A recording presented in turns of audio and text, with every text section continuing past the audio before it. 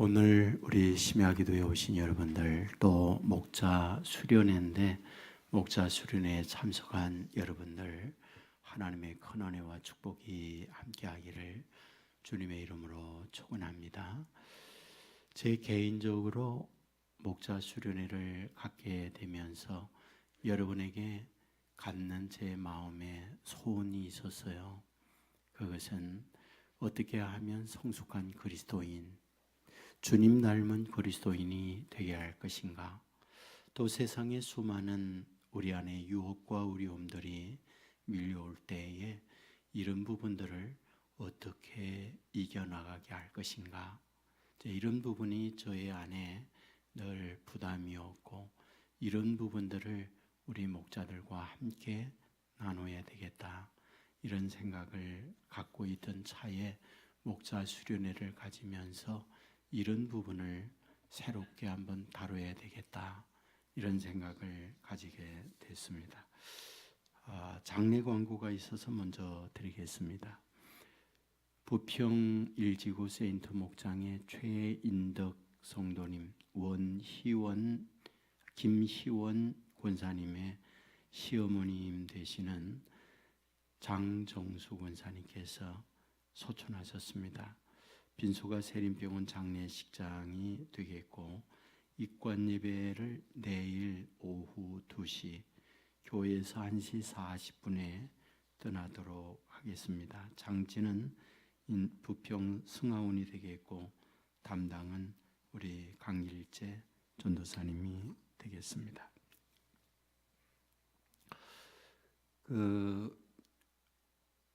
제 개인적으로 목회하면서 고민이 있어요. 그것은 신앙생활을 굉장히 오래 했는데, 이 그리스도 닮은 그리스도인, 성숙이라고 하는 측면에서 볼 때에 과연 성숙한가? 이러한 질문을 던진다고 한다면 그렇다, 이렇게 말할 경우가 많지 않다는 거예요.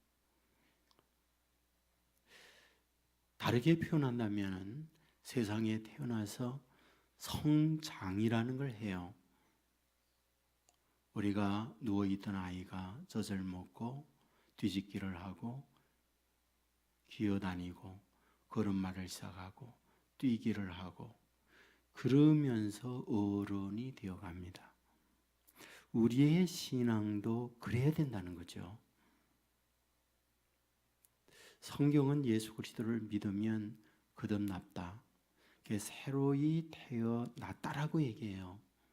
그렇다고 한다면 세월이 감과 함께 아이가 성장하여 어른이 되듯 갓 태어난 거듭난 우리 성도들이 성숙한 그리스도인이 되어야 하는 거다 하는 거죠. 그러나 실제 우리의 삶에 있어서는 그런 부분을 장담하고 말하는 데 있어서는 여간 조심스럽지 않을 수 없어요. 이것이 제 목회에 있어서 굉장한 고민거리였어요. 그래서 이러한 문제들이 어디에 있는가? 말씀을 들었고 또 열심히 기도 생활도 하고 교회에 출석도 하지만 우리의 성숙이라고 하는 그 부분과 우리의 신앙에 연조하는 별개의 문제일 수 있다라는 거였거든요. 그렇다고 한다면 이런 부분에서 어떻게 해결할 수 있을까?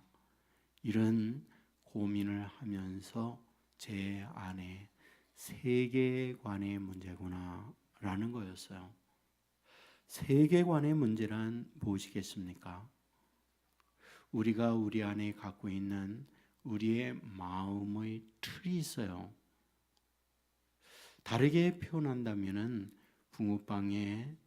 붕어빵을 구워내는 이유는 이 붕어빵 모양의 틀이 있기 때문에 거기에 밀가루 반죽을 넣으면 언제나 붕어빵이 나오는 것처럼 우리 마음에도 마음에 틀이 있다는 거예요.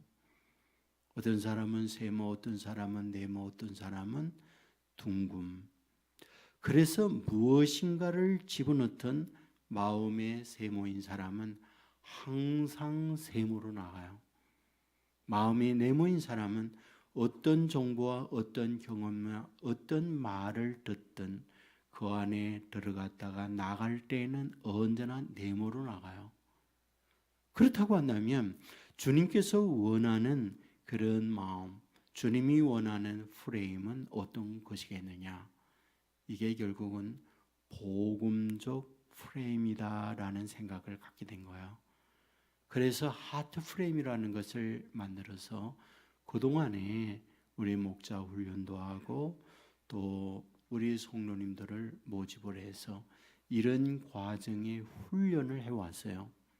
근데 문제가 있어요. 이것을 경험한 분들, 이 과정을 마친 분은 한 번도 죄됨이 없이 너무 귀하다. 이런 과정을 거칠 때에 정말 우리의 인격이 주님 닮은 사람으로 바뀌어질 수 있다. 이런 확신을 다 가져요. 그런데 이게 하루아침에 되는 문제는 아니거든요. 날마다 변화를 받아가는 과정이 있어야 그런 과정 속에서 우리의 하트 프레임이 복음으로 바뀌어질 수 있어요. 그런데 이 부분이 힘들다라는 것을 갖게 되는 거예요. 그래서 이런 부분에 대한 고민을 하다가 다시 이제 새로운 것을 만들어서 한번 해야겠다. 이 과정에서 다음 단계로 하트 프레임을 연결해야겠다. 이제 이런 고민을 가지면서 소위 여러분에게 나누어 드린 프리덤 스토리라고 하는 것을 만들어 봤어요. 이게 굉장히 고민하면서 이게 만들어진 거거든요. 그냥 나온 게 아니고 어마어마하게 머리 빠지게 고민을 한 거예요. 그래서 이거를 만들었는데 이것을 쓰기 위해서 그 사전에 이 워밍업이 필요해요. 그래서 이제 오늘 내일 이런 부분을 다루면서 이것을 쓰면서 사실 우리가 이거를 제가 개인적으로 볼 때는 개인의 성장 그리고 가정의 화목 그리고 갈등이나 다툼의 관계를 화목으로 바꿔낼 수 있는 제가 개인적으로 느끼기에는 이거와 그리고 하트 프레임을 이루어내면 세상 용어로 빌리면 득도의 단계에 이룰 수 있다. 저는 그렇게 개인적으로 생각합니다. 저는 이제 이렇게 생각을 늘 해요. 믿는 사람이든 믿지 않는 사람들은 이렇게 만나잖아요. 그러면 어떤 인격이라고 하는 것, 사람됨이라고 하는 것, 그런 것을 통해서 이분은 참 훌륭하구나, 아니면 이분은 아직 덜 됐구나, 이런 생각을 우리가 갖게 되잖아요. 그런데 이러한 부분을 만들어내기 위하여 어떻게 해야 하는가 하는 고민이거든요. 그래서 이 프리덤 스토리라고 하는 것을 통해서 그런 단계에 이르게 해봐야겠다. 이런 이제 꿈을 갖고 이제 오늘 처음으로 이 부분을 공개하는 거예요. 오기 전까지 이 부분을 수정하고 또 계속해서 이런 부분을 이제 정보를 첨부하고 그러면서 이 프리덤 스토리라는 것을 만들게 됐어요. 여러분들 바닷물의 소금, 염분이 몇 프로인지 아십니까? 제가 이 부분을 인터넷에 검색을 해보니까 3%에서 3.5%의 염분이라고 그래요. 그러니까 굉장히 극소량의 염분, 소금기가 바닷물을 짜게 하고 있다. 그런 말이 되는 거죠. 그리고 그 바닷물을 통해서 썩지 않게 만드는 그런 역할을 하고 있는 거죠. 여러분, 우리 기독교가 로마에서 콘스탄틴 대제에 의해서 국교로 결정이 됩니다. 그때의 로마의 크리스찬 몇 프로인지 아세요? 예, 9% 미만이었다라고 이야기해요. 100명 중 9명 정도가 예수를 믿었는데 그 소수의 사람들로 인해서 로마의 우리의 신앙, 종교는 기독교다. 이렇게 결정을 내렸다는 거예요. 다르게 표현하면 아주 소수였던 소금기가 바닷물을 짜게 하듯 소수인 그리스도인이 로마를 기독교로 만들어내듯 우리 크리스찬들이라고 하는 것은 이만큼 위대한 능력을 갖고 있다. 이제 그런 얘기예요. 그런데 오늘 우리가 살고 있는 대한민국의 기독교인이 얼마나 될까? 보통 우리 입장에서 말할 때에는 20% 안팎이 된다 이렇게 얘기해요. 전에는 25%까지 이야기했습니다만은 지금은 100명 중 20명 정도가 크리스찬이다 그렇게 얘기를 해요. 가장 우리 기독교 프로테이지가 높은 곳이 익산이라고 그러죠. 그곳에는 무려 40%에 육박을 한다. 이제 그렇게 얘기해. 상당히 높은 사람들이 예수를 믿는 거예요. 자, 그렇다고 한다면 믿는 저와 여러분들로 인하여 세상이 썩지 않는가? 믿는 우리로 하여금 빛이라고 하는데 어두운 세상에 빛이 되고 있는가?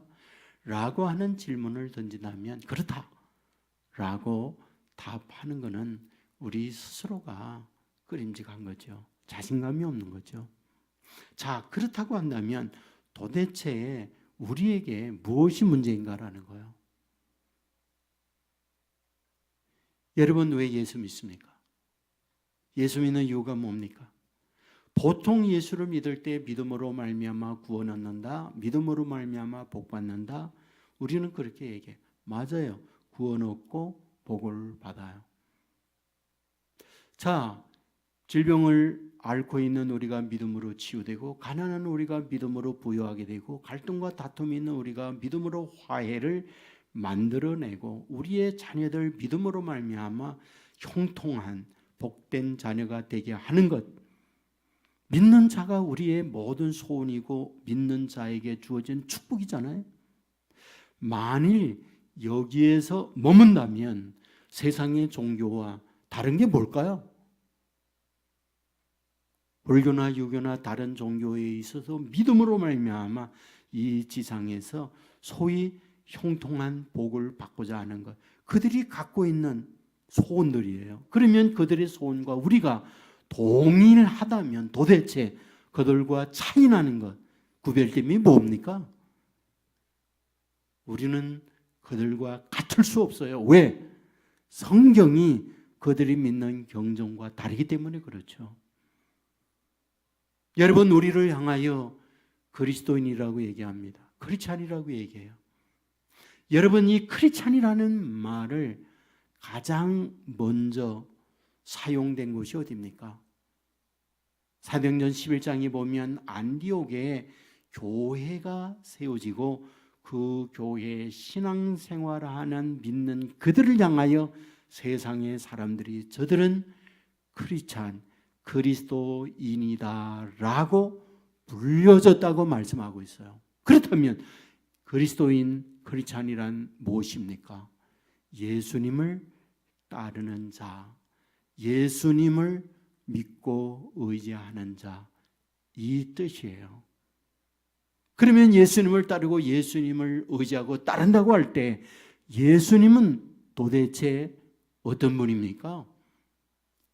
물론 우리가 메시아로 이 세상에 오셔서 그분이 우리에게 말씀도 전하고 병도 고치고 또한 전도도 하셨어요.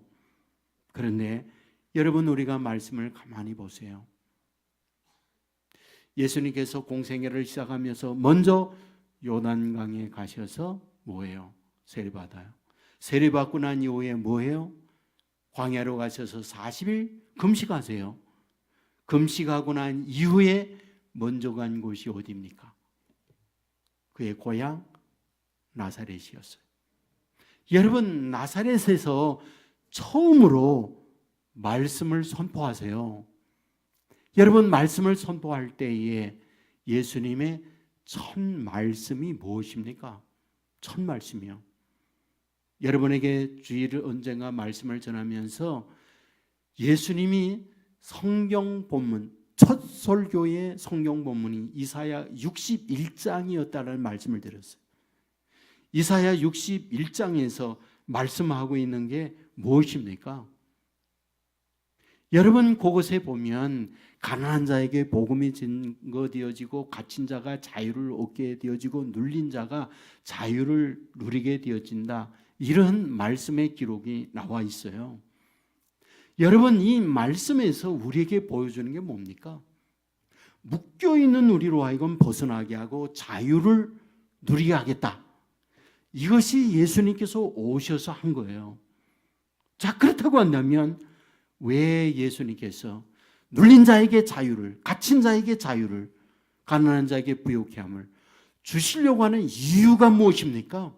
우리는 하나같이 얽매여 있다는 거거든요. 매여 있다는 거거든요. 그러니까 매여 있는 저와 여러분들로 하여금 그곳에서 뭐하다?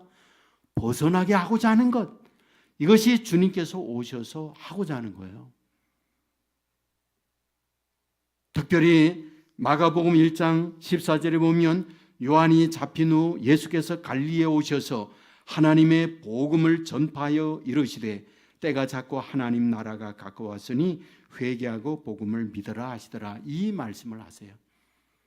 그러니까 마가복음의 첫 설교하는 내용이 하나님 나라가 가까웠으니 뭐하라? 회개하라. 그리고 하나님 나라, 하나님 나라를 믿으라라고 말씀하세요. 그러니까 예수님께서 복음서에 나타나 있는 말씀들을 보면 온통 처음과 나중에 관심사가 어디에 있느냐? 나라 건설하고 있는 것, 나라 건설하는 것. 특별히 예수님께서 세상을 떠나시고 이제 부활하시고 승천하시기 바로 전에 40일 계시잖아요. 40일 계시면서 뭐 하셨어요? 부활하시고 난 40일 이 땅 위에 계시면서 뭐 하십니까? 사도행전 1장 3절에 보면 그가 고난받으신 후에 또한 그들에게 확실한 많은 증거로 친히 살아계심을 나타내사 40일 동안 그들에게 보이시며 하나님 나라의 일을 말씀하시니라. 하나님 나라의 일을 말씀하고 있어요. 그러니까 예수님께서 처음부터 마지막까지 관심사는 하나님 나라였다고 하는 것. 여러분, 하나님 나라가 뭔가요? 천국이 무엇인가요? 우리는 이 부분에 대하여 먼저 갖는 생각은 공간적으로 죽음으로 가야 할 곳으로 이해를 해요. 성경은 그것을 말하고 있으니까요. 누가복음 23장에 보면 예수님께서 십자가에 못 박혀 돌아갈 때 몇 명 강도가 같이 죽죠? 몇 명? 예수님이 십자가에 못 박혀 돌아갈 때 강도가 같이 죽죠? 몇 명이에요? 네, 2명이 같이 죽어요. 근데 한편 강도는 예수님을 조종합니다. 그런데 한편 강도는 예수님께 부탁을 해요. 당신의 나라에 임할 때 나를 기억하소서, 이렇게 부탁을 해요. 그때 예수님께서 하신 말씀, 내가 나와 함께 낙원에 있으리라. 그럴 때 그 낙원이라고 하는 그 천국은 공간적인 것을 말씀하고 있는 걸 보게 돼요. 공간적이에요. 사도행전 1장 9절 이하에 보면 예수님께서 승천을 하십니다. 그 승천을 하실 때에 구름을 타고 올라가세요. 구름을 타고 올라가시면 어디로 가셨을까요? 여러분, 우리는 요한복음 14장에서 예수님께서 하신 말씀을 기억해요. 주님께서 십자가에 못 박혀 죽으심을 말씀할 때에 제자들이 이 말씀을 듣고 두려워 떱니다. 근심합니다. 그때 주님께서 제자들에게 말해요. 너희는 마음에 근심하지 말라. 하나님을 믿으니 또 나를 믿어라. 내가 죽는 것은 너희와 영원함이 아니라 내가 너희를 위하여 있어야 할 거처를 예배하러 가노니 거처가 예배되면 내가 다시 와서 너희를 나 있는 곳에 영접하여 나와 함께 영원히 살겠다. 이렇게 말씀해요. 그러니까 이러한 일련의 말씀들을 보면 뭐다? 천국은 공간적인 것이다 하는 걸 가르쳐 줘요. 계시록에 보면 천국은 눈물도 없고 고통도 없고 다시 아파하고 질병, 괴로워하고 죽는 것이 없다라고 말씀해요. 이러한 것들은 하나같이 공간적으로 우리가 가야 할 하나님 나라, 천국에 관한 부분을 말씀을 하잖아요. 그러나 우리가 성경을 보면 공간적 내세에 대한 것만 말하고 있는 것이 아니라는 거예요. 우리가 하나님의 말씀을 보면 우리가 예수님께서 가르치신 기도 있잖아요. 주기도문이라는 거. 하늘에 계신 우리 아버지여, 이름이 거룩히 여김을 받으시오며 나라의 임하오시며 뜻이 하늘에서 이룬 것 같이 땅에서도 이루어지이다 그럽니다. 여기서 말씀하고 있는 건 뜻이 하늘에서 이룬 것, 천국에서 이루어진 그 천국이 뭐다? 땅에서도 이루어지다. 땅에서도 이루어지다라는 그게 뭡니까? 땅에서도 하늘의 천국과 같이 이 땅에도 천국이 이루어지다. 주님께서 그렇게 기도를 가르치는 거예요.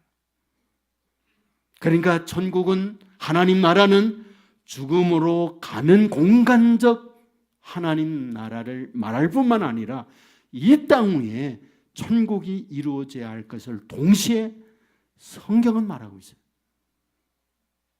여러분 누가복음 17장에 보면 바리새인들이 예수님께 묻습니다. 하나님 나라가 어느 때에 임합니까? 그럴 때 예수님께서 말씀해요. 하나님의 나라는 볼 수 있게 임하는 것이 아니라 여기 있다 저기 있다 하고도 못하리니 하나님 나라는 너희 안에 있느니라. 너희 안에 하나님 나라가 있다. 이렇게 말씀을 합니다. 그러니까 공간적 천국만이 아니라 이 땅 위에 이루어져야 할 천국을 성경은 기록하고 있는 거예요.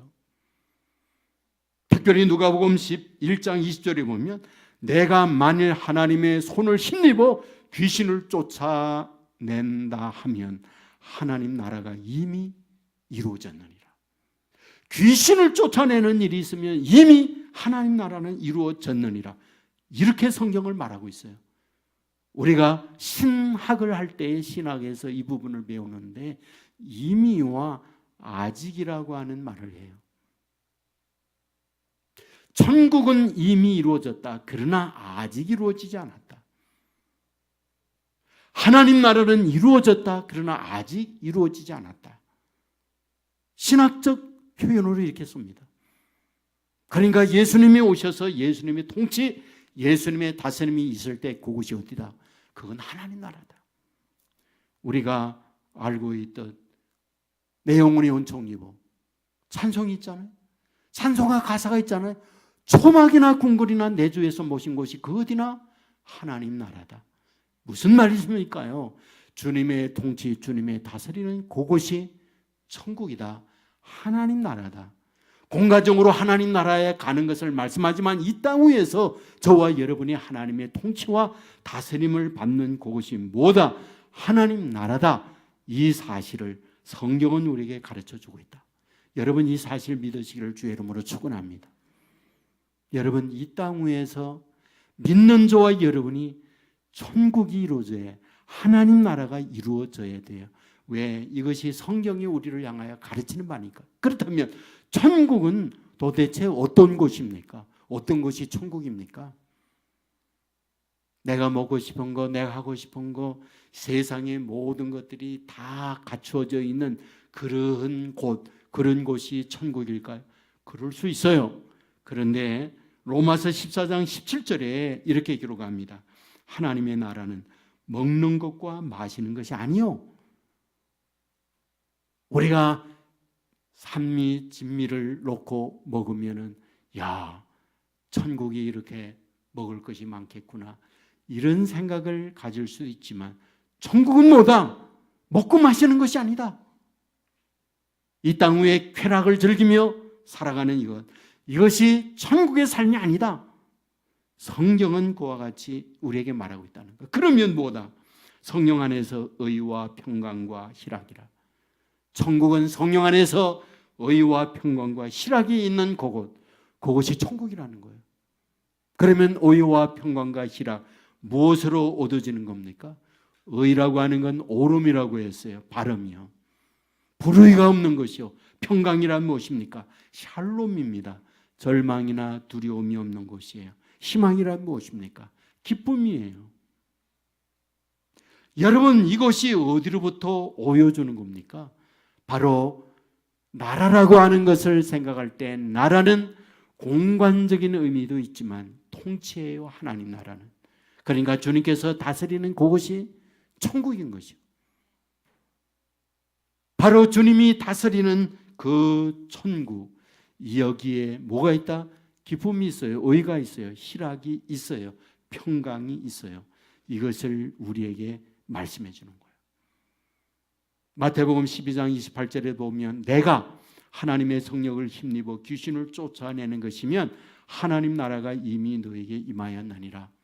예수님의 통치로 말미암아 귀신이 쫓겨나갑니다. 우리에게 두려움이 쫓겨나갑니다. 우리에게 염려, 근심이 사라집니다. 그럴 때에 그것이 뭐다? 하나님 나라다. 그게 천국이다. 성경은 그와 같이 말씀하고 있다. 이 사실을 믿으시기를 주의 이름으로 축원합니다. 그러므로 저와 여러분 주님의 통치, 주님의 다스림을 통하여 이 땅 위에서 뭐다? 하나님 나라가 이루어져야 한다. 이것이 성경이 우리를 향하여 가르치고 있는 말씀이라는 사실 믿으시기를 주님의 이름으로 축원합니다. 그러니까 예수를 우리가 믿잖아요. 그런데 믿으면서 평안이 없어요. 예수를 믿으면서 염려, 근심이 우리에게 가득 차 있어요. 그 이유들을 살펴보면 이유가 어디 있을까? 결국은 주님의 통치가 아니라 내가 내 인생을 다스려 가기 때문에 내 안에 내가 많아서 내가 생각하고 내가 판단하고 내가 계산하고 내가 비교하고 이런 것들을 갖다 보니 여기에 평강이 없는 거예요. 그러므로 주님의 다스림, 주님의 통치를 통하여 우리에게 평강이 찾아온다는 것 믿으시기를 주님의 이름으로 축원합니다. 제가 가끔 유머하는 가운데 염라대왕 이야기하잖아요. 염라대왕. 예, 죽음의 사자를 통해서 염라대왕이 세 사람을 데려갔는데 나중에 염라대왕이 세 사람을 불러가지고 말했다는 거잖아요. 내가 너희들을 잘못 데려갔다. 살려보낼 테이니 너희들이 원하는 말을 소원을 말해라. 그런데 세 사람이 여기에는 무슨 함정이 있구나. 그리고 소원을 말하지 않았다는 얘기잖아요. 그래서 염라대왕이 말하기를 내가 반드시 소원 들어준다니까 꼭 믿고 얘기해봐.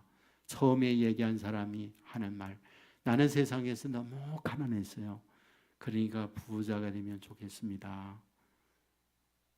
그랬더니 너희 나라에서 최고 부자가 되거라.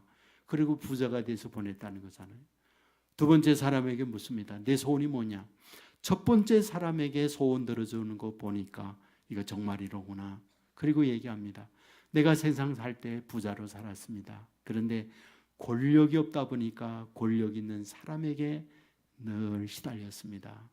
돈을 뺏어가기 위하여 세무감사다, 세무조사다 그러면서 얼마나 시달렸는지 정말 치사하고 더러워서 못 살겠습니다. 그러니 권력을 주십시오. 권력. 그래, 내 소원대로 최고의 권력자가 되거라. 그래서 권력을 쭉 보냈다는 거잖아요.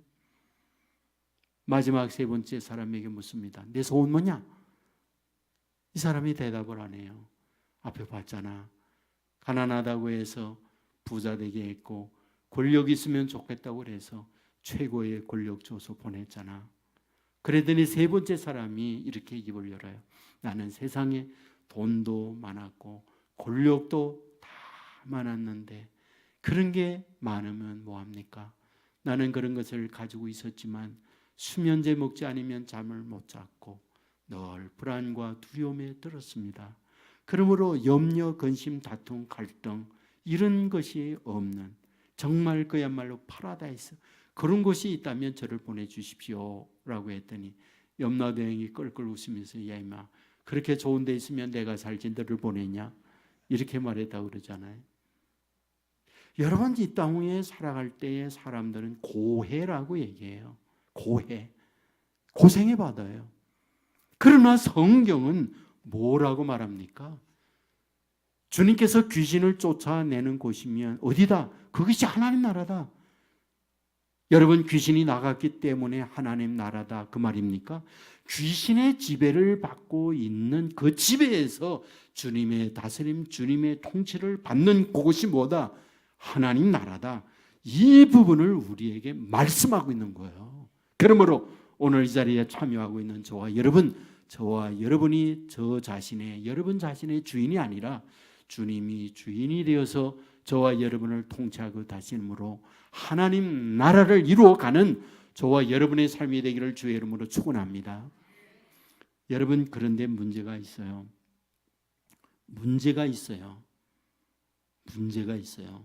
문제가 뭐냐? 우리가 요한복음 8장 44절에 이렇게 기록합니다. 너희는 너희 아비의 마귀에서 났으니 너희의 아비의 욕심대로 너희도 행하고자 하느니라. 예수님께서 하신 말씀입니다. 누구에게 하는 말씀이에요? 너희의 아비 마귀에서 났으니 너희도 마귀의 자식이라는 거예요. 너희 아비가 마귀야. 그러므로 너희도 마귀야 라고 주님께서 말씀합니다. 누구에게 예수님이 말씀하는 겁니까?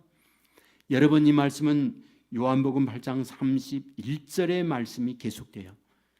요한복음 8장 30절에 보면 예수께서 자기를 믿는 유대인들에게 이르시되 예수님께서 자기를 따르고 있는 그들 유대인들에게 말하고 있다는 거예요. 그런데 유대인들에게 말하면서 뭐다? 너희들 마귀에게서 태어났다. 그러므로 너희들 누구다? 마귀의 자식이다 라고 말씀을 하고 있는 거예요. 유대인들에게. 이거 굉장히 심각하게 받아들여야 할 말씀이에요.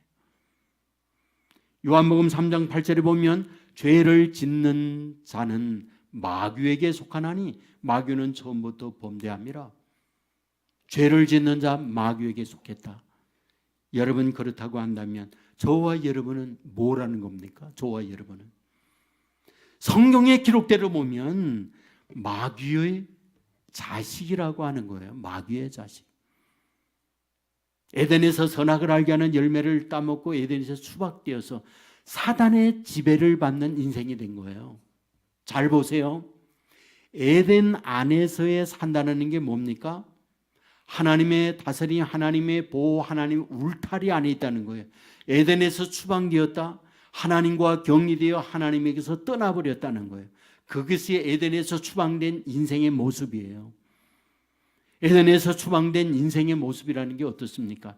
사탄의 다스림, 사탄의 지배 아래 살고 있는 것이 뭐다? 이 땅 위에 살고 있는 저와 여러분의 삶인 것을 말씀하고 있다는 거예요.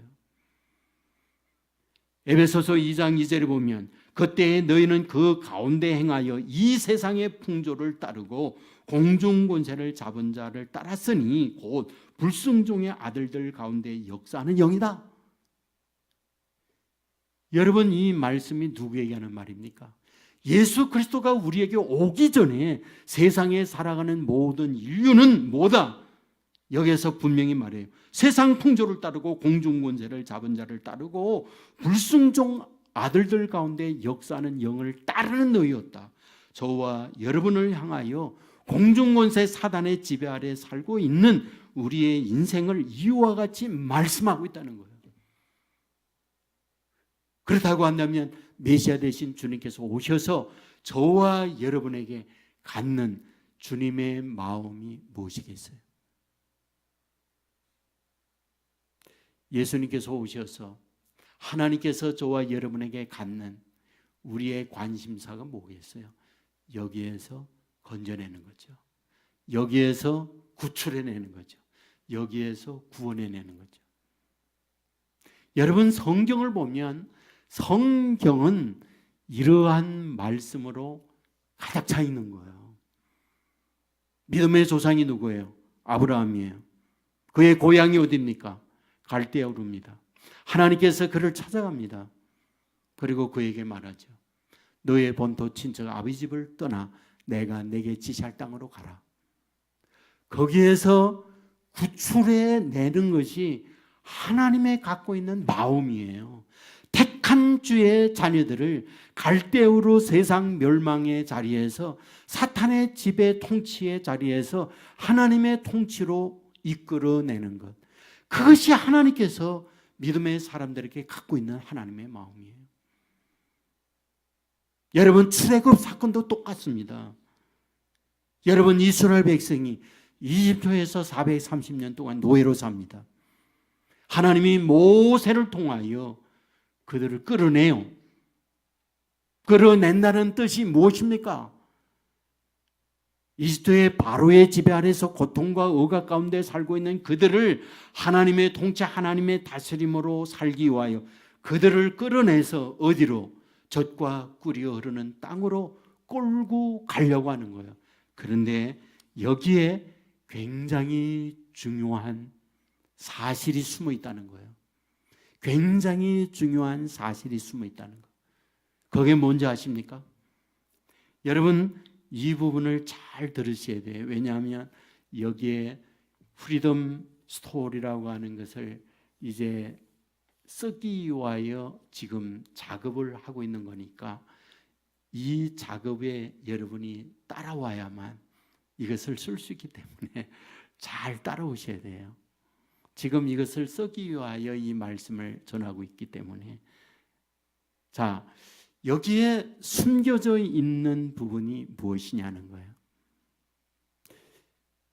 보세요.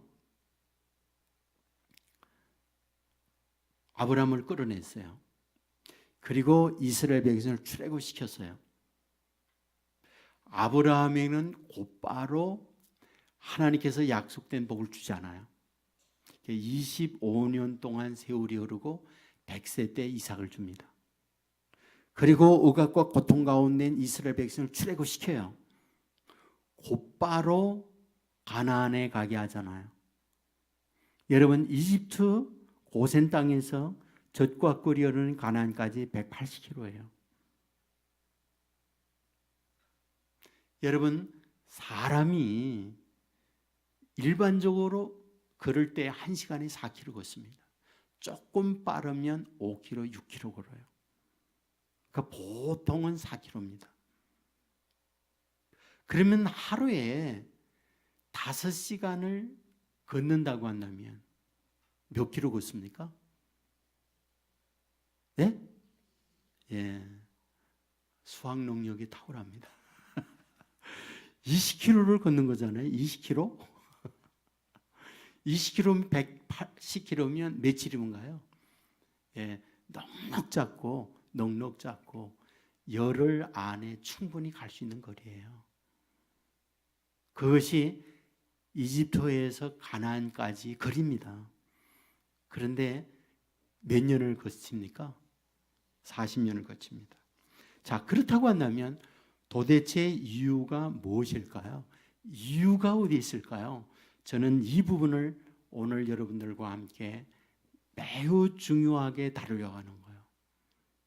이 부분을 여러분들과 함께 매우 중요하게 다루려고 하는 거예요. 왜 그 빠른 그 길을 40년 동안을 끌고 다닐까 하는 문제예요. 여러분, 여러분에게 말씀했잖아요. 에덴에서 추방되어진 우리에게는 뭐다? 아담의 속성이 있어요. 아담의 속성이라고 하는 것을 이제 바울은 겉사람이라고 그러고 속사람이라고 얘기합니다. 자, 우리 오늘 본문 읽었는데 본문을 한번 다시 보겠습니다. 본문 로마서 6장 6절 말씀인데 한번 다시 같이 읽겠습니다. 6절입니다. 같이 읽습니다. 우리가 알거니와 우리의 옛사람이 예수와 함께 십자가에 못 박힌 것은, 거기까지 읽겠습니다. 자, 우리에게 옛사람이 있대요. 그런데 그 옛사람이 누구와? 예수님과 함께 십자가에 못 박혔다. 성경은 이렇게 기록을 하고 있어요. 우리에게 옛사람이 있다. 그리고 에베소서 4장 22절로 한번 가보겠습니다. 다 같이 한번 찾아보세요. 에베소서 4장 22절입니다. 신약성경 314면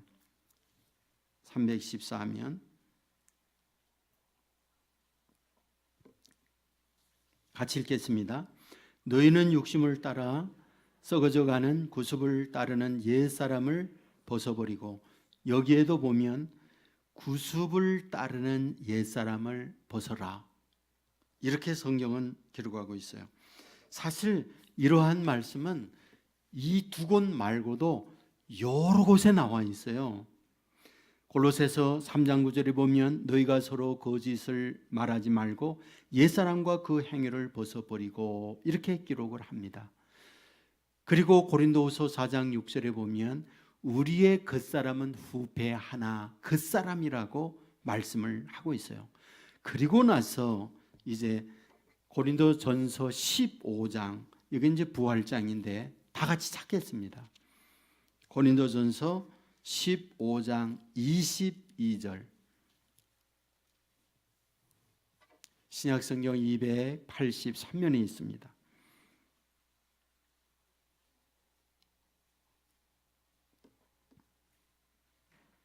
고린도전서 15장 22절 같이 읽겠습니다.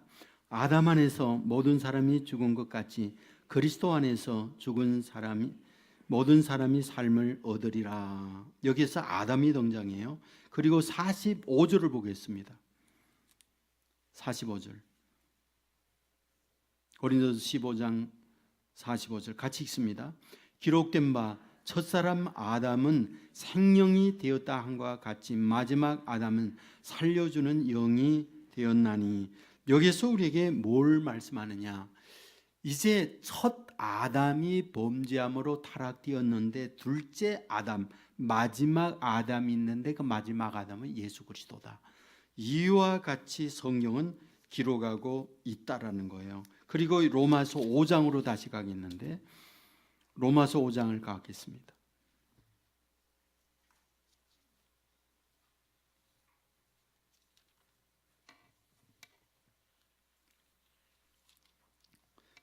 로마서 5장 14절을 읽겠습니다. 로마서 5장 14절 같이 읽겠습니다. 그러나 아담으로부터 모세까지 아담의 범죄와 같은 죄를 짓지 아니한 자들까지도 사망이 왕노릇하였나니 아담은 오실 자의 모형이라. 여기에 있는 이 말씀을 보면 아담의 죄와 같은 죄를 안 지었어요. 그런데 그 아담의 후손은 그 아담의 죄가 이어져서 사망이 왕노릇하고 있다라고 기록하는 거예요. 그러니까 이런 일련의 말씀을 보면 이제 저를 보세요. 이제 우리가 살아가잖아요. 우리가 살아가는데 성경은 뭐다? 우리에게 겉사람이 있다. 겉사람. 그리고 우리에게 옛사람이 있다. 옛사람. 그리고 우리에게 아담이 있다. 바울은 이것을 기록하고 있다는 거예요. 그러니까 겉사람과 옛사람과 아담은 다 같은 거예요. 표현을 다르게 하는 거예요. 그러니까 이 우리 안에 아담이 있고 옛사람이 있는데 이 땅 위에 사는 날 동안 뭐다? 그것이 우리를 주장하고 있다는 거예요. 옛사람이. 그러니까 바울이 와가지고 그 겉사람을 뭐다? 십자가에 못을 박아야 내가 뭐하다? 새롭게 변화되어진다는 거예요. 이것이 지금 바울이 우리를 향하여 말씀하고자 하는 거예요. 그러니까 우리 안에 뭐가 남아있어요? 옛사람이 있는 거예요. 그 옛사람을 청산해야 돼. 아담을 청산해야 돼. 겉사람을 청산해야 돼요. 그래야만 우리에게 새로운 피조물로 나갈 수 있어요. 그런데 성경은 우리에게 어떻게 기록합니까? 성경은요, 우리의 겉사람, 옛사람에 대한 부분을 굉장히 많이 말하고 있는데, 우리 디모데후서 3장 1절부터 5절까지를 한번 찾아 읽겠습니다. 디모데후서 3장 1절부터 5절, 신약성경 345면입니다. 345면.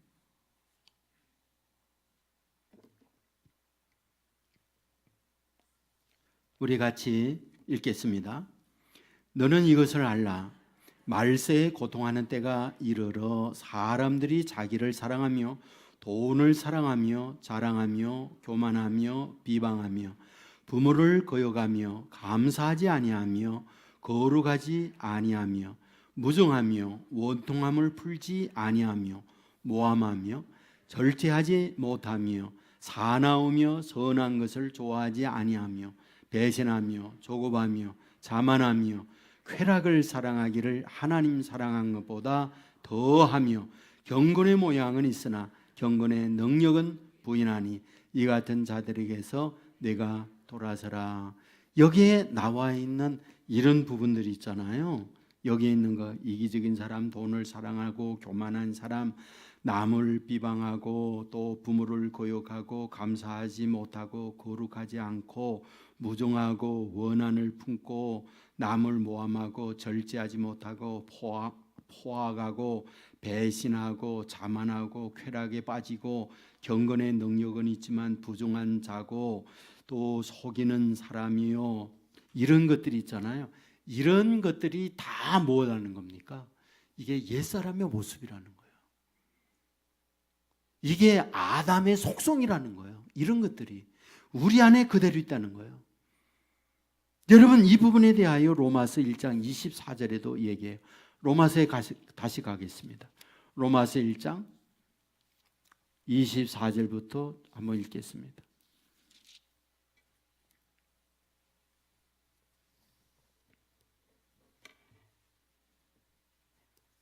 신약성경 240면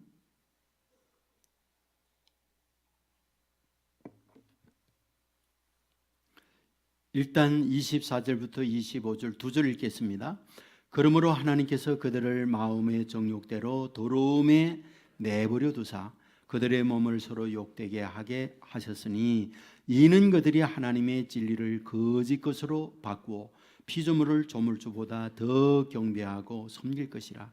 주는 곧 영원히 찬송하시리로다. 아멘. 그리고 26절부터 27절까지 읽겠습니다. 이 때문에 하나님께서 그들을 부끄러운 욕심에 내버려 두셨으니 곧 그들의 여자들도 순리대로 쓸 것을 바꾸어 영리로 쓰며 그와 같이 남자들도 순리대로 여자 쓰기를 버리고 서로 향하여 음욕이 불릴 듯하며 남자가 남자와 더불어 부끄러운 일을 행하여 그들의 그릇됨에 상당한 보응을 그들 자신이 받았느니라. 그 뒤에 있는 말씀을 보면 29절부터 모든 불의 추악, 탐욕, 악의가 가득한 자요, 시기, 살인, 분쟁, 사기, 악독이 가득한 자요, 수군하는 자요, 비방하는 자요, 하나님께서 미워하시는 자요, 능욕하는 자요, 교만한 자요, 자랑하는 자요, 악을 도모하는 자요, 부모를 거역하는 자요, 우매한 자요, 배약하는 자요, 무정한 자요, 무자비한 자요, 그들이 이같이 이 일을 행하는 자는 사형에 해당한다고 하나님께서 정하심을 알고도 자기들만 행할 뿐 아니라 또한 그런 일을 행하는 자들을 옳다 하느니라. 여기에서 나와 있는 이런 부분들 다 뭐냐? 옛사람의 모습이라는 거예요. 이것들이 우리의 아담적 요소고 겉사람의 모습이라는 거예요. 문제는 무엇입니까? 여기에 우리가 포로되어 있어요. 우리가 성경에 보게 되어지면 바리새인 서기관들이 나오잖아요. 여러분, 바리새인 서기관들이 누굽니까? 여러분, 바리새인 서기관들이 누구예요? 당시에 신앙생활 제일 잘한다는 사람들이에요. 성경 공부 어마어마하게 열심히 했어요. 성경 박사들이에요. 그런데 예수님께서 뭐라고 그럽니까? 화 있을 진저 외식하는 서기관들과 바리새인이라고 그래요. 너희들은 회칠한 무덤이라고 그랬어요. 회칠한 무덤이 무엇입니까? 여러분, 무덤을 화려하게 페인트 칠해서 아름답게 꾸며놓았다 그 말이죠. 그러나 속은 뭐다? 썩은 시체가 있다는 거예요. 썩은 시체.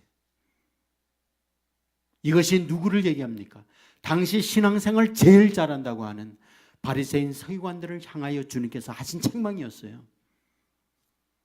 여러분, 오늘 저와 여러분에게 있어서 주님께서 만일 저와 여러분을 본다면 어떻게 말씀하시리라고 생각하세요? 주님께서 저와 여러분을 보신다면 어떻게 말씀하시리라고 생각하세요? 우리는 바리새인 서기관들과 다른 구별된 하나님의 사람들일까요? 어쩌면 오늘 저와 여러분이 현대판 바리새인 서기관일 수 있다라고 하는 거예요. 자, 그렇다고 한다면 어찌해야 되는 겁니까? 어찌해야? 결국은 우리의 성숙한 그리스도인이란 뭡니까? 성숙한 그리스도인이란 뭡니까? 우리 안에 있는 아담 그 사람을 빼야 돼요. 그것을 보고 세상은 너희가 세상의 소금이요 빛이구나 말하는 것이지, 우리 안에 오만 더러운 것을 가지고 있으면서 아무리 말을 근사하게 한다 할지라도 세상은 다 아는 거예요. 저들이 이 입술로만 사랑을 외치고 있지만은 저들 안에는 탐욕과 더러움으로 가득 차 있구나. 세상이 아는 거예요. 하나님이 아는 거예요. 그러므로 하나님의 백성된 저와 여러분에게 있어서 뭐 해야 됩니까? 우리 안에 있는 이 아담, 우리 안에 있는 겉사람, 우리 안에 있는 옛사람, 이거 청산해야 됩니다. 청산하지 아니하고 그대로 갖고 있으면 뭡니까? 해칠한 무덤이에요. 썩은 송장 냄새가 납니다. 썩은 시체 냄새가 납니다. 여러분, 아브라함을 하나님이 불렀어요. 100세가 되어서 이삭을 낳게 합니다. 이유가 뭡니까? 그 안에 갈대아 우르의 옛사람이 그대로 있던 거예요. 하나님은 25년 동안 여기저기 꼴고 다니면서 그 안에 있는 옛사람을 빼게 하는 거예요. 앞에서 여러분에게 말씀을 드렸지만 430년 동안 이집트에 고통하던 그들을 끌어내서 40년 동안의 광야길을 가게 합니다. 광야 인생이란 고달파요. 그러나 그 과정을 거치면서 뭐다? 이집트의 옛사람, 이집트에 살고 있던 그들의 노예 건성, 그들의 정신 썩어질 것들을 죽이고 그것을 빼게 내게 해서 젖과 꿀이 흐르는 땅에 들어가도록 만드는 거예요. 이것이 우리를 향하여 성경에 가르치고 있는 말하는 거예요. 여러분, 성경을 보면 이 부분을 분명히 말하고 있습니다. 우리에게 새 사람을 입는 걸 말해요. 우리가 앞부분에서 봤지만은 에베소서 4장 22절 이하에 보면 너희는 유혹을 따라 썩어져가는 옛사람 구습을 벗어버리고 오직 너희의 심령이 새롭게 되어 하나님을 따라 의와 진리의 거룩함으로 지으심을 받은 새 사람을 입어라. 옛사람을 벗어버리고 새 사람을 입어야 한다. 이렇게 말씀을 하고 있다는 것. 여러분, 그렇다고 한다면 어떻게 우리가 새 사람을 입을 수 있을까요? 새 사람을 입는 방법, 이것이 오늘 여러분에게 드리고자 하는 결론이에요. 어떻게 하면 우리가 새 사람을 입을 수 있을까라고 하는 것. 이제 우리가 이 부분에 대하여 다시 오늘 본문을 보도록 하겠습니다. 본문 우리 로마서 6장으로 가겠습니다. 다시 6절을 읽겠습니다. 5절 6절을 같이 읽겠습니다. 시작. 만일 우리가 그의 죽으심과 같은 모양으로 연합한 자가 되었으면 또한 그의 부활과 같은 모양으로 연합한 자도 되리라. 우리가 알거니와 우리의 옛사람이 예수와 함께 십자가에 못 박힌 것은 죄의 몸이 주고 다시는 우리가 죄에게 종노릇하지 아니하려 함이니. 자, 거기까지 읽겠습니다. 여기에서 이제 연합이라고 하는 걸 얘기해요. 무엇과? 예수님과 연합이에요. 그러니까 예수님과 연합하면 뭐다? 예수님이 십자가에 죽은 것처럼 연합된 우리도 뭐다? 죽는다라는 거예요. 예수님과 연합되었으면 예수님이 부활한 것처럼 뭐다? 우리도 부활한다. 이거를 얘기해요. 자, 잘 들으셔야 해요. 이건 이제 굉장히 중요한 부분이기 때문에 잘 들으세요. 성경이 우리들에게 말씀하고 있는 게 뭐냐? 예수님을 믿는다라고 하는 것. 안디옥 교인들에게 그리스도인이라는 이름을 붙여줬어요. 그러면 그리스도인이라고 하는 이름을 붙였을 때 예수님을 따르는 거라고 그랬어요. 예수님을 따르는 것이 무엇이냐? 예수님과 연합하는 거라고 그랬어요. 여기서 연합이라고 얘기했어요. 예수님과 함께 붙어 있어요. 그래서 예수님이 십자가에 못 박혀 돌아가셨다라는 말은 나도 예수님과 함께 죽었다는 걸 말한다는 거예요. 이게 여기 기록이에요. 그 예수님이 부활하셨다는 것은 연합된 우리들도 부활했다고 하는 걸 말씀하고 있다는 거예요. 여러분, 이 사실을 믿으셔야 돼요. 그런데 이 부분에 대하여 지난번에도 주일 설교하면서 말씀했지만은 11절 말씀을 같이 읽겠습니다. 11절 같이 읽겠습니다. 이와 같이 너희도 너희 자신을 죄에 대하여는 죽은 자요 그리스도 예수 안에서 하나님께 대하여는 살아있는 자로 여길지어다. 참 이 부분이 제가 이 강조를 자꾸 하는 부분인데, 여기에서 하나님께 대하여는 살아있는 자로 여길지어다라는 거예요.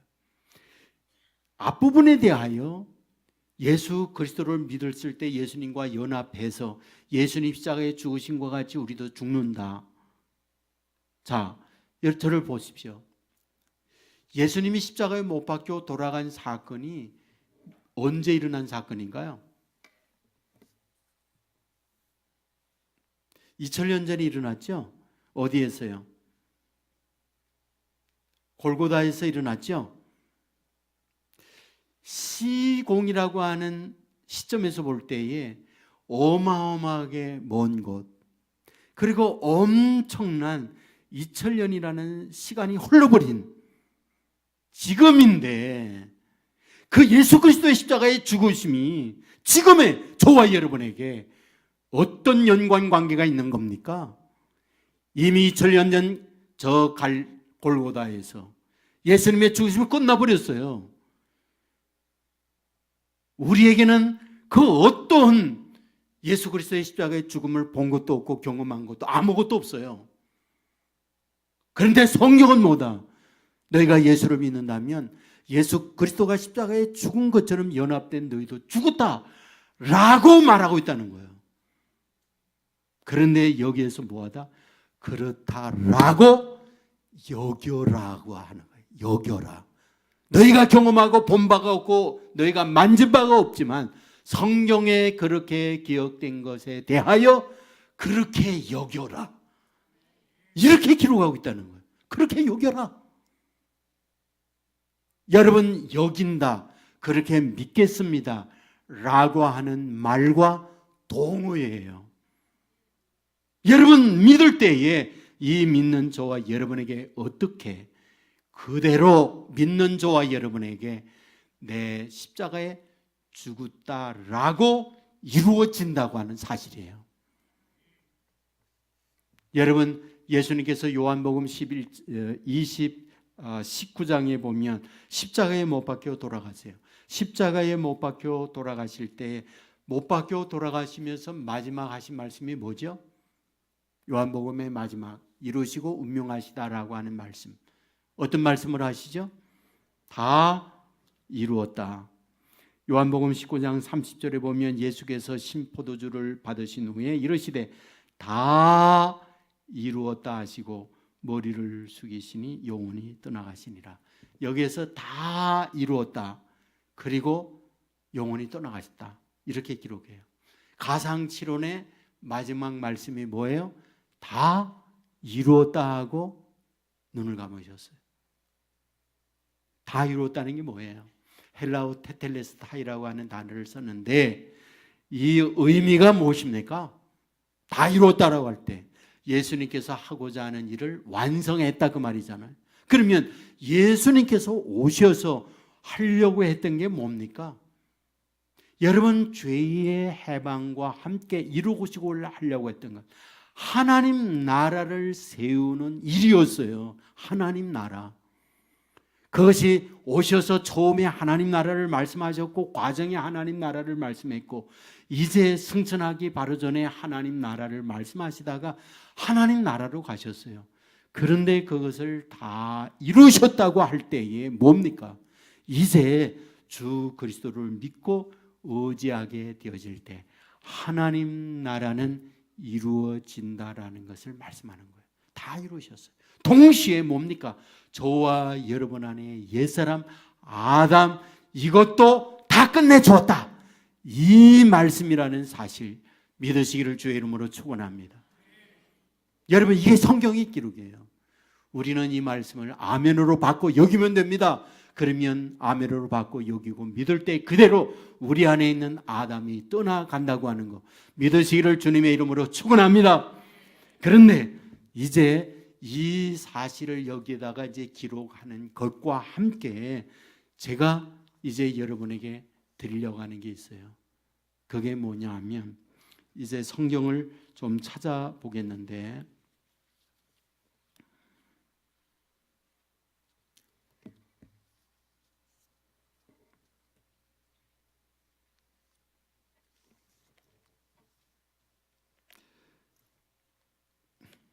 고린도전서 15장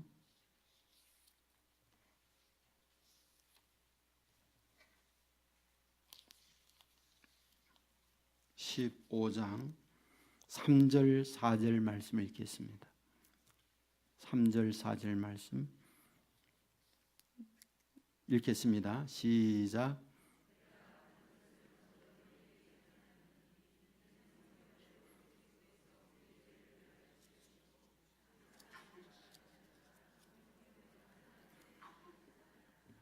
네, 여기에 보면 그 장사하다는 말이 나오죠. 장사. 그리고 골로새서 2장 12절 말씀 한 것도 보겠습니다. 골로새서 2장 12절 326면입니다. 신약.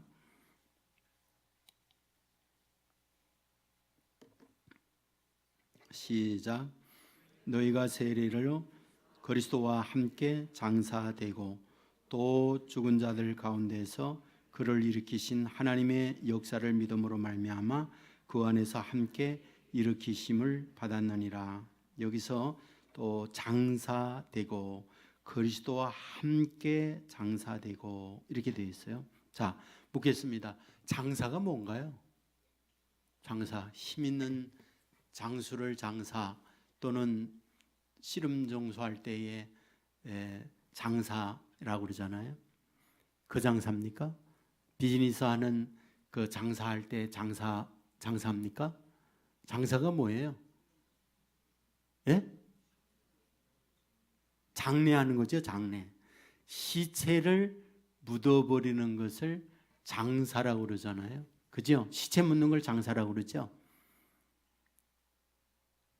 이 부분에 대하여 굉장히 우리가 중요하게 생각해야 돼요. 예수님께서 십자가에 못 박혀 돌아가실 때에 귀한 예수님이기 때문에 그분을 집에다가 잘 모신 게 아니에요. 무덤에다가 장사 지냈어요. 장사 지냈죠. 여러분이 사랑하는 부모 형제나 세상을 떠났을 때에 귀하다. 그래서 그 이불 가정 아랫목에다가 돌아가신 그분을 두면 어떻게 될까요? 예? 그것은 시체 썩은 냄새에 그리고 거기에 나오는 수많은 악취와 바이러스 병균 때문에 살아갈 수가 없어요. 그래서 반드시 장사해야 돼요. 무드 부려야 돼요. 여러분, 우리 안에 옛사람이 죽으면 옛사람이 죽은 걸 장사해야 된다 그 말이에요. 우리 안에 있는 옛사람을 그대로 두고 있으면서 우리가 새 사람 된다는 건 여전히 이 안에 있는 옛사람의 시체에 죽은 것들이 악취 진동해서 말할 때 독이 나오고 말할 때 비판과 공격과 쓰레기가 나와서 나 혼자만이 아니라 주위에 있는 사람들에게 더러운 악취와 그리고 죽음으로 몰고 가는 일이 우리 안에 있는 썩은 옛사람 때문에 생겨난다는 거예요. 그러므로 오늘 저와 여러분에게 어떻게 된다? 어떻게 된다? 장사하라는 거예요. 장사. 여러분, 이 장사에 대하여는 내일 개봉박도 하시고 내일 오전에 다시 이거 하면서 이 프리덤 스토리를 쓰는 거를 실제 내일은 실습을 할 거예요. 오늘은 여러분에게 이런 부분을 미리 보여드리면서 기대를 갖고 우리 한번 같이 우리가 하트 프레임이라고 하는 그것을 거쳐간 것처럼 우리가 한번 우리의 인생을 정말 주님이 기뻐하는 사람으로 한번 만들어서 여기에서 정말 그리스도인의 성숙이 무엇인가 하는 것을 우리 자신이 보여주면서 세상을 변화시키는 주인공으로 저와 여러분이 설 수 있기를 주님의 이름으로 축원합니다. 우리 같이 찬양하겠습니다.